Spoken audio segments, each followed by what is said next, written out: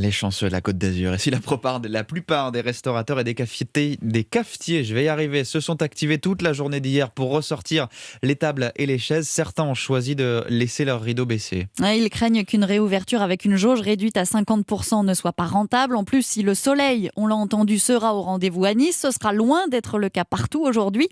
Alors pour favoriser au maximum la reprise et les réouvertures, le ministère de l'économie va maintenir les aides pour compenser les pertes éventuelles. Carole Ferry.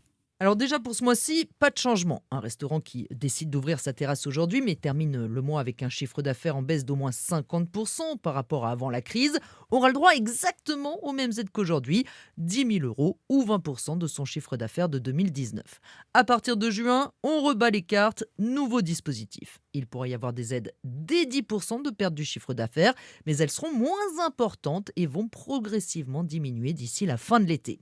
En juin, le Fonds de solidarité prendra en charge 40% de la perte du chiffre d'affaires, 30% en juillet et 20% seulement en août.